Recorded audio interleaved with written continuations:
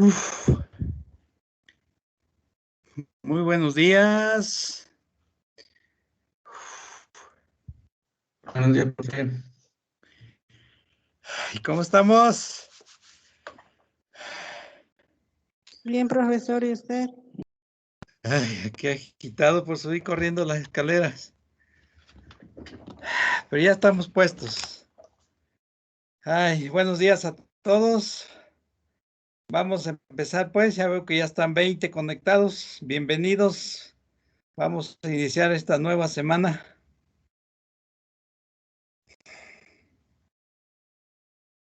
¿Cómo vieron la práctica? ¿Le entienden los datos? ¿No le entienden? Ahí si hay duda me avisan, ¿eh? En la práctica 2 tenemos que dividir el peso en 50, ¿verdad? Para sacar el porcentaje. Así es, porque pusimos 50 nada más. Y ve que les puse que se habían puesto 100, pero no. Contamos 150, pusimos 50 y nos quedamos con 100. Esas 100 después se les determinó humedad.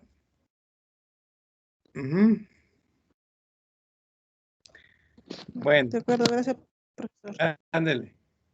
¿Cómo están los panapas, Andy? Llovió mucho el día de ayer y hoy está otra vez un solazo. Pues aquí cayó un sabroso aguacero antier, el sábado. Sí, pero como de 2 horas, yo creo, llovió aquí en Texcoco. Bueno, aquí en San Diego y todo eso. Y ayer, pues un poquito nada más, pero ya cayó un buen aguacero, así ya hacía falta. Bueno, vamos a compartir nuestro archivo. Ya vi, ahorita que venía en la combi, vi el archivo que me mandó su jefe de grupo. Donde viene el origen de cada quien. Bueno, ¿dónde está su lugar de residencia? Pues la verdad tenemos una diversidad enorme, ¿no? Guanajuato, Sinaloa, Michoacán, Oaxaca, Chiapas, Veracruz, San Luis Potosí, dentro de lo que me acuerdo. Entonces, hay una gran diversidad. Eso va a enriquecer mucho las actividades que les voy a dejar relacionadas con algunas oleaginosas.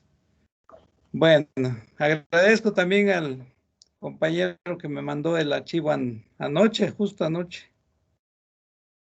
Vamos a ver, vamos a continuar viendo nuestra clase.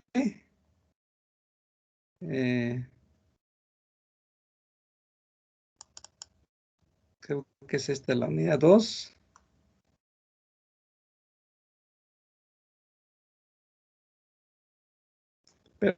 Pero es que no es bueno abrirla aquí porque ahorita la cierro. Es mejor abrirla directo desde allá del archivo.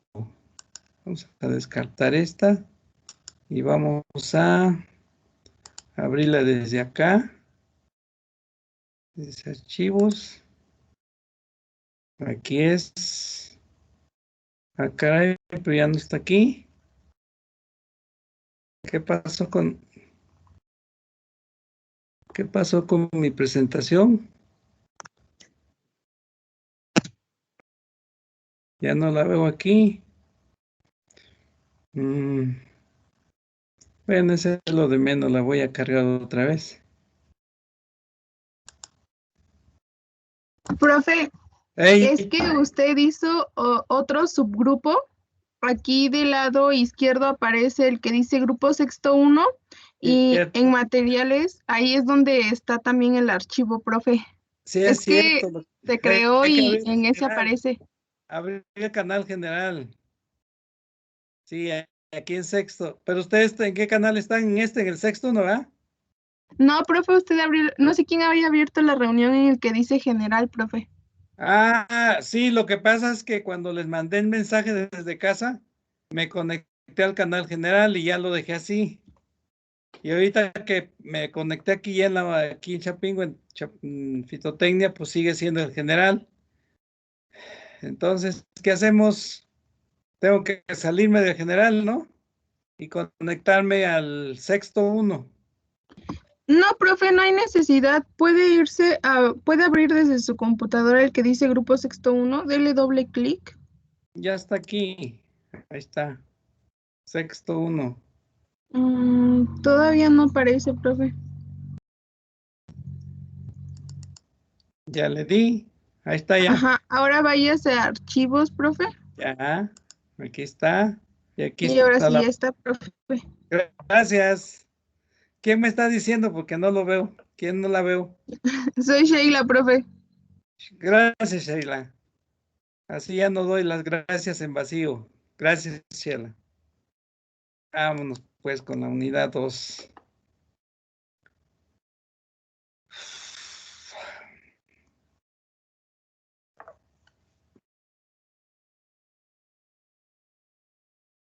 Bueno, entonces estábamos revisando este archivo.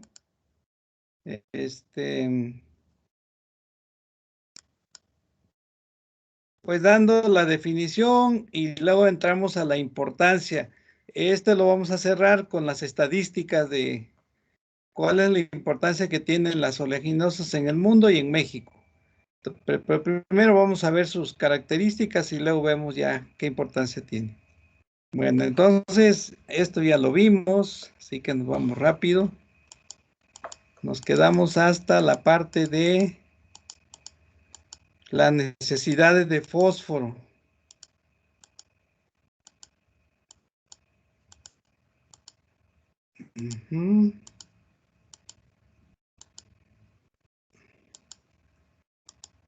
Acuérdense que si tienen cualquier duda, no duden ustedes en levantar la mano o hablar, no importa. Lo importante es que vayan quedando claro todas estas cosas que precisamente identifican al grupo de oleaginosas.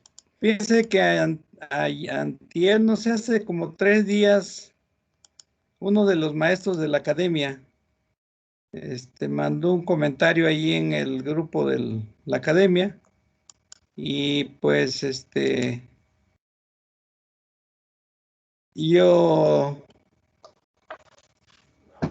bueno, él preguntaba qué impacto tenían los productos milagrosos estos que andan recomendando.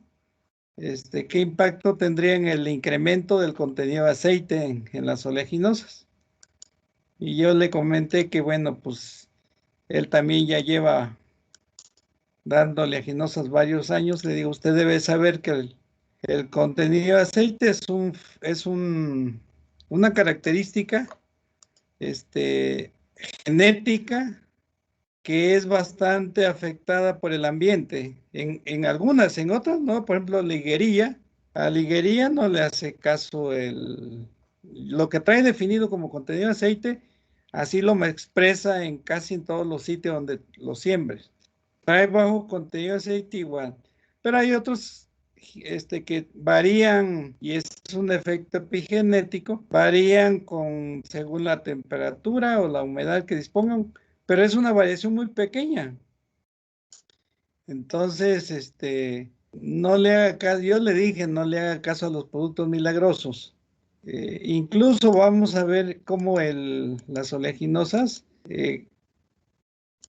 tienen necesidades de fósforo, pero hasta cierto nivel tú puedes manejar la fertilización fosforada para que exprese lo que genéticamente tiene como límite máximo de contenido de aceite. Pero si de ahí le quieres meter más fósforo, ya no va a tener respuesta, ¿eh? Entonces eso le comenté al maestro.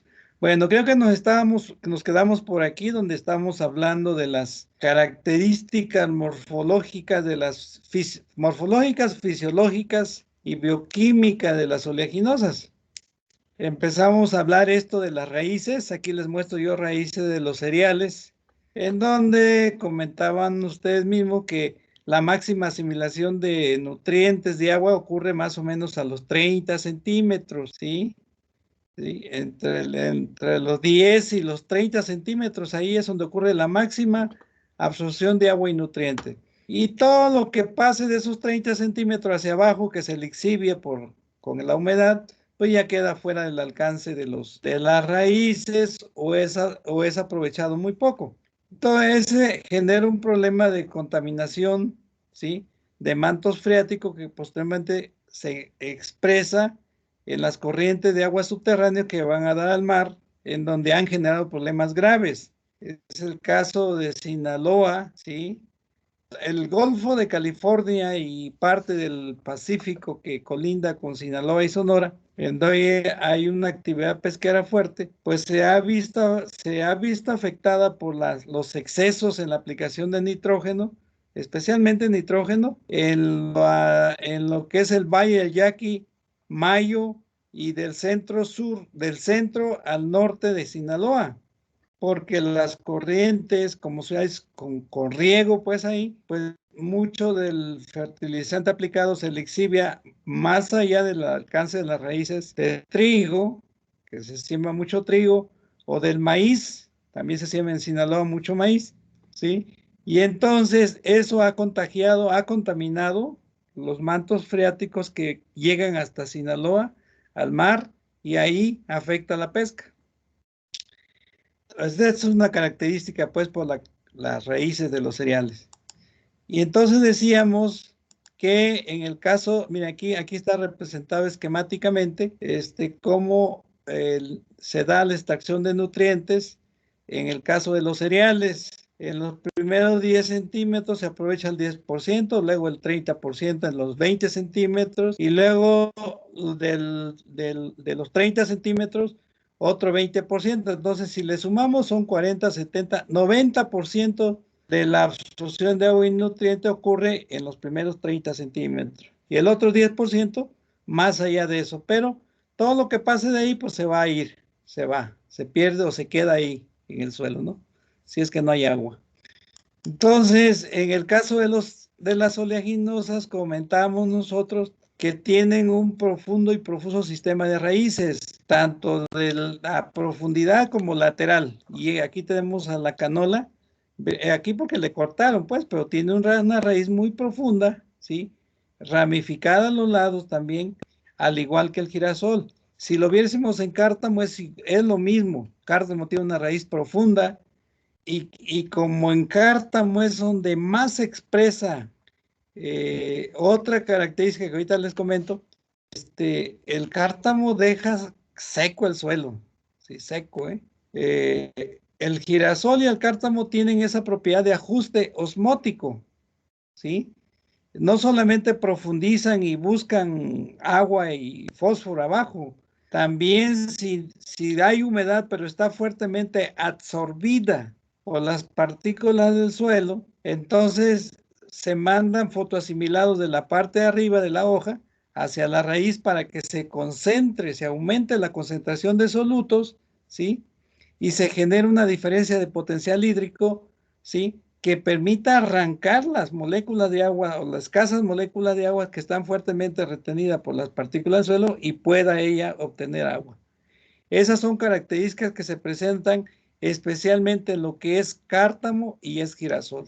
Eso implica que estos cultivos pues dejan el suelo seco porque le sacan hasta la última gotita de agua, ¿sí? Esa es una característica. Entonces vean ustedes que aquí tenemos al menos lo que se representa aquí gráficamente, más de 1,5 metros de profundidad, en donde la máxima tasa de absorción ocurre después de los 60 centímetros. Entonces, ellas pueden aprovechar lo que los cereales dejan. Ellas pueden aprovechar lo que los cereales dejan de nutrientes aquí, ¿sí? Y con eso reducir la posibilidad de contaminación de los mantos freáticos, ¿sí? Entonces yo por eso siempre defiendo, y lo he hecho pues, lo he hecho porque yo estuve sembrando canola, después trigo, girasol, después maíz, canola, después maíz, después canola, avena, después canola, ¿sí? Así, más o menos para demostrar esta bondad de las oleaginosas en terrenos de temporal. Aquí, por ejemplo, tenemos avena. Bueno, Entonces ahora, ¿por qué? Miren, en el caso ya les comentaba también de la canola, que este cultivo es muy especial porque soporta sequías muy fuertes, sequías muy fuertes.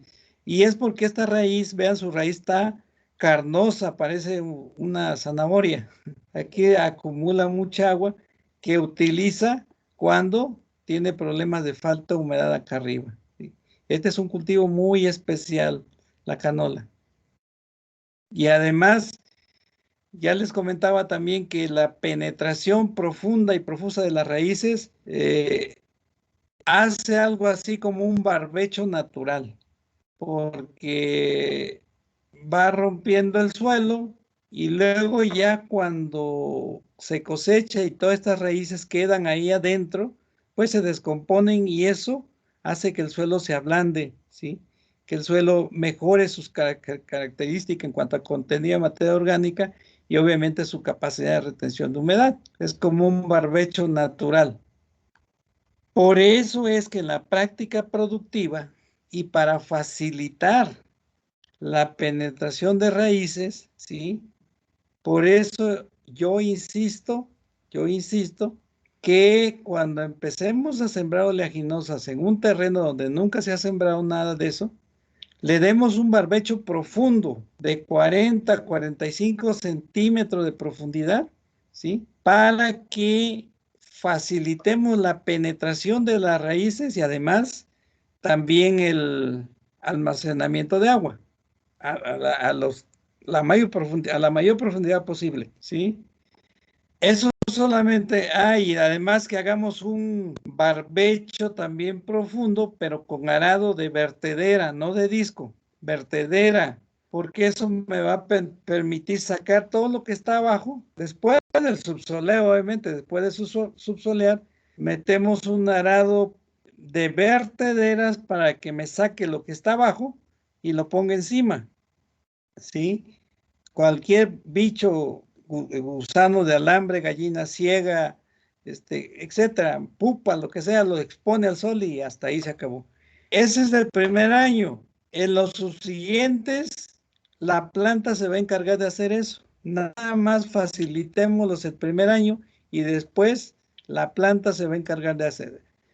Recomendable también que después de 4 o 5 años se haga otra vez ese subsoleo y ese barbecho profundo.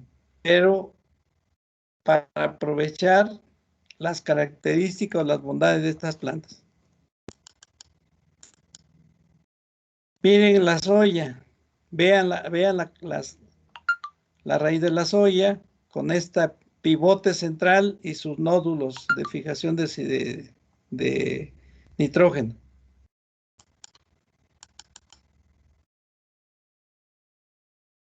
Por la necesidad de abastecerse de fósforo, un elemento de poca movilidad en el suelo, fundamental en la extracción y translocación de fotoasimilados, desde el cloroplasto hasta las estructuras de síntesis y almacenamiento del aceite o grasas, así como en las reacciones bioquímicas involucradas en su síntesis. Aquí la pregunta es, ¿por qué las raíces tan profundas en las oleaginosas? Pues aquí está la respuesta. Y cuando hablo esto de la extracción y translocación, acuérdense ustedes que en el cloroplasto ocurre la fotosíntesis, ¿sí? Y ¿cómo se llama? La molécula que se forma, la glucosa, de 6 carbonos, ¿sí? Tiene que ser desdoblada o se desdobla en dos moléculas de 3 carbonos y forma el ácido fosfoglicérido. Y ese tiene que ser traslocado, ¿sí? Al citoplasma celular, del cloroplasto y trasladarse al citoplasma celular. Y ahí es resintetizado para formar sacarosa. Y la sacarosa del citoplasma celular hasta lo que son los haces vasculares al floema, pues tiene que ser llevada de ahí para allá. ¿Quiénes son los que hacen ese trabajo con gasto de energía? Pues ATP. El ATP aporta energía para llevar la sacarosa desde el citoplasma hasta el floema. Una vez que llega al floema, ya se encarga de moverse, ¿sí? Por diferencia de potenciales hídricos a través de toda la planta, ¿no? Hacia las zonas de consumo. Pero desde la salida del cloroplasto hasta la llegada al floema, interviene el ATP en donde el que cede o almacena y cede energía, pues es el ATP, ¿sí? En donde el fósforo es el elemento clave, ¿ok? Entonces, desde ahí se requiere. Y luego ya en la síntesis de aceite, ¿sí? En la síntesis de aceite, también el elemento clave para aportar o almacenar la energía, aportar en las reacciones endergónicas y almacenar en las reacciones exergónicas. Entonces, es otra vez el ATP. Entonces, por eso para la oleaginosa, dada su cantidad de aceite, ¿sí? Aceite que te aporta más del doble de energía si lo combustionas, ¿sí? ¿Sí? Y bajo los principios, las leyes de la termodinámica, de la que la energía no se crea ni se destruye, solo se transforma, ¿sí? Entonces, el fósforo juega un papel clave, ¿sí? Para el funcionamiento de las oleaginosas. Pero en el suelo, pues es un elemento de muy poca movilidad. Y como ya les decía en la clase anterior, dice el dicho, si la montaña no viene a mí, yo voy a la montaña. Para mí, esa es la razón de por qué las oleaginosas desarrollan tantas raíces hacia abajo y hacia los lados, siempre buscando abastecerse de fósforo. Una vez que el fósforo entra a la planta, ya es muy, muy móvil, pero afuera, en el suelo, es de poca movilidad, es absorbido por las partículas del suelo y hasta ahí tienen que ir a hacer intercambios por ella. Aquí está, miren, aquí están los fósforos, ¿sí? Bueno, espero que estén captándola ustedes aquí, ¿no?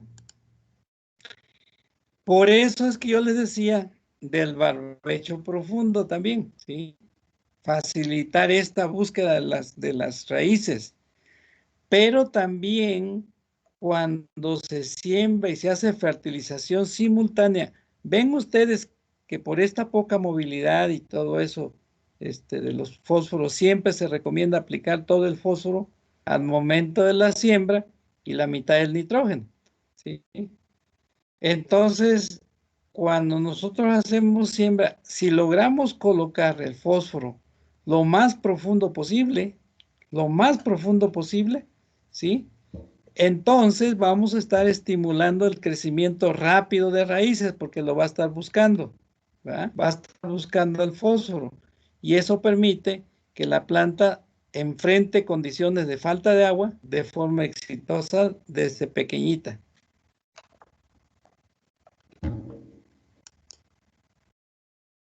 La solubilidad del fósforo es baja y es fácilmente retenida por el suelo.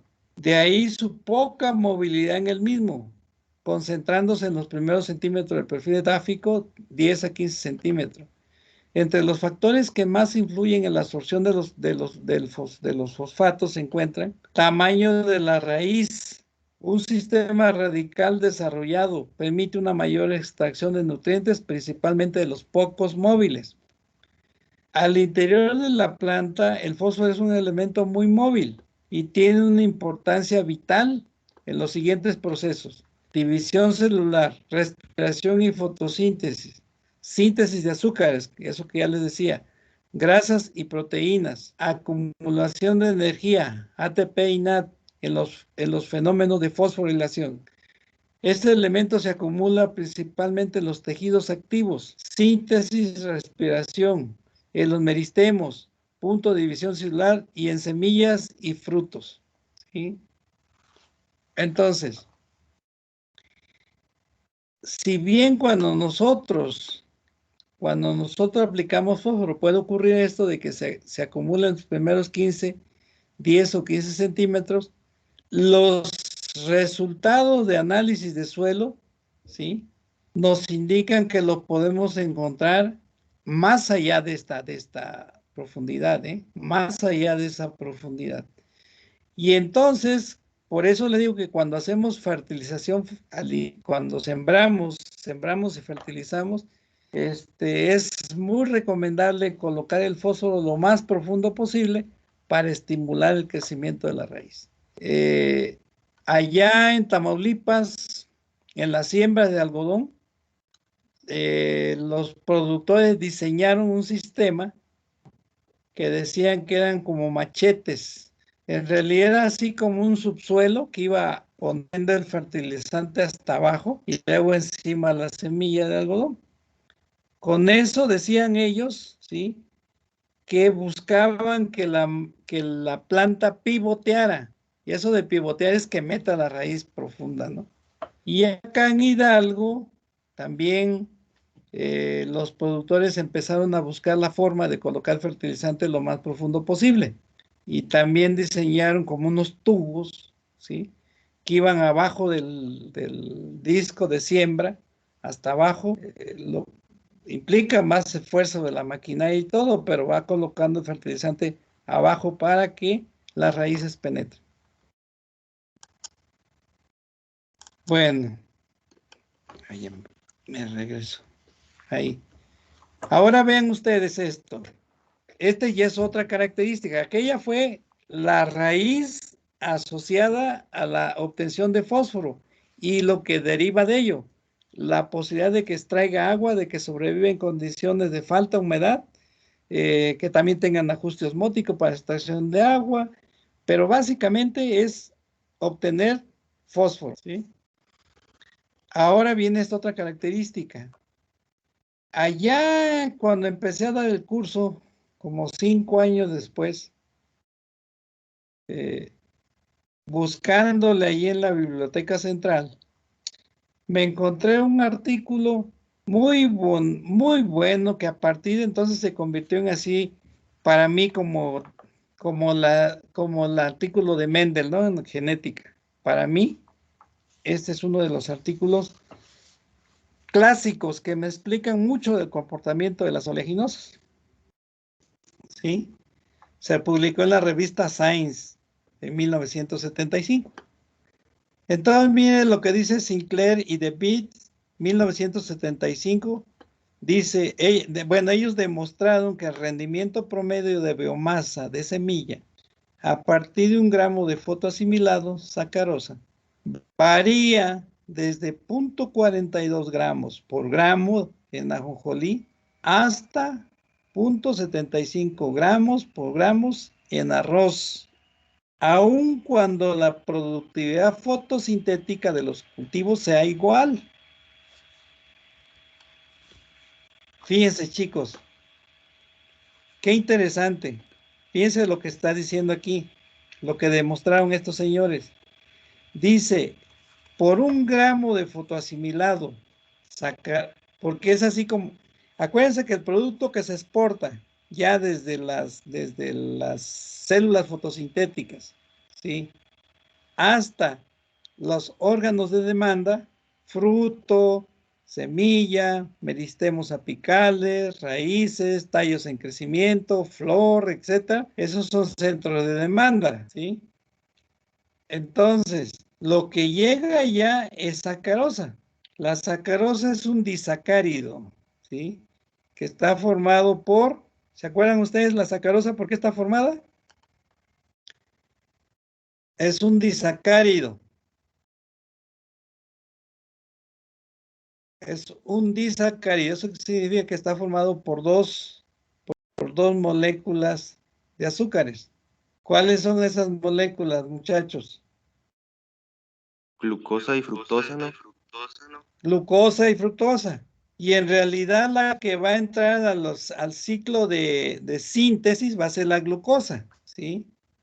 Va a ser la glucosa. Entonces, bueno, ya más allá de eso, la fructosa se va a formar fibra, paredes celulares y todo eso. Y lo que entra ya a proceso de síntesis de otros compuestos, ¿sí?, será la glucosa. Entonces yo digo aquí, por cada gramo de fotoasimilado, específicamente glucosa, ¿sí? Va a variar, ¿sí? El rendimiento promedio de biomasa de semilla, o sea, de semilla, ¿sí?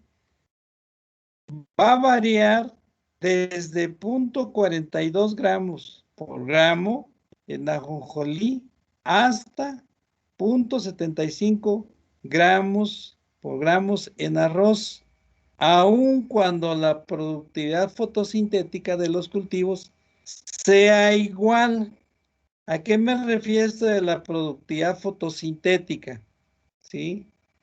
Pues me refiero a la tasa de asimilación neta, ¿sí?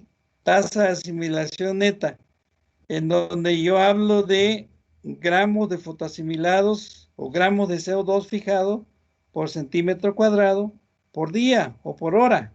Esa es la tasa de fotosíntesis, ¿sí? Y todas las oleaginosas, todas sin excepción, son plantas C3, ¿sí? A diferencia de la C4, que tienen una mayor tasa de fotosíntesis. ¿Se acuerdan de eso, va? ¿Se acuerdan o no se acuerdan?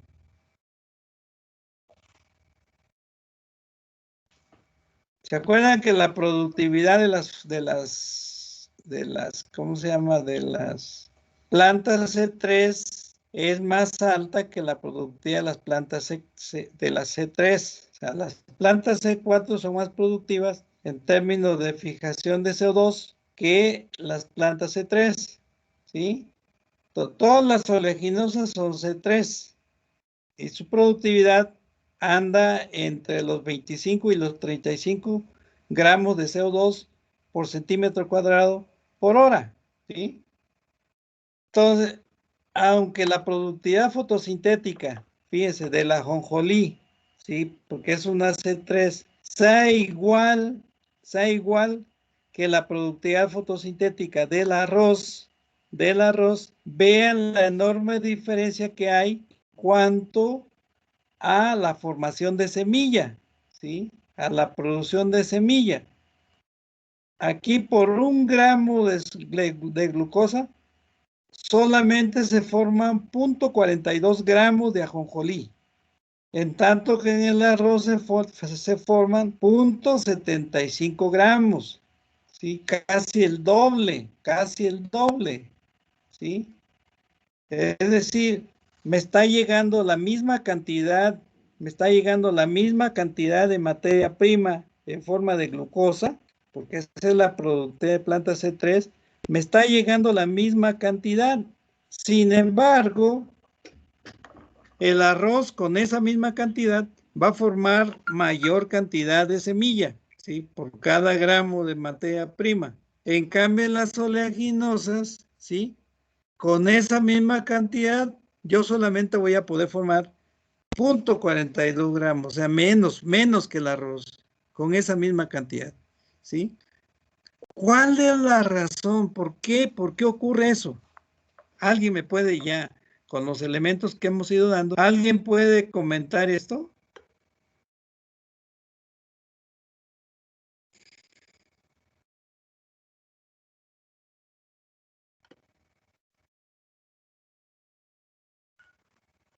¿Alguien puede comentarlo, chicos?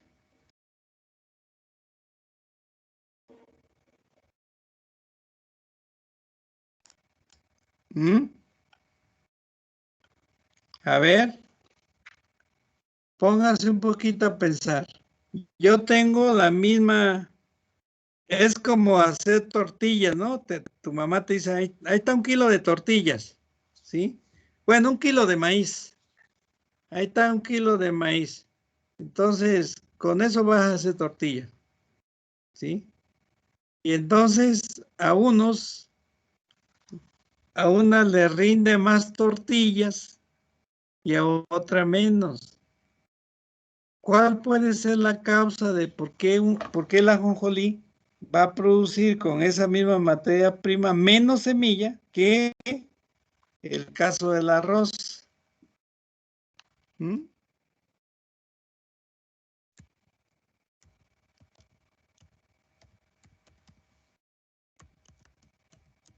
¿Qué opinan ustedes?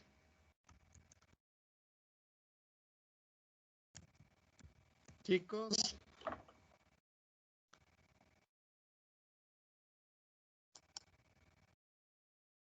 ¿Qué opinan?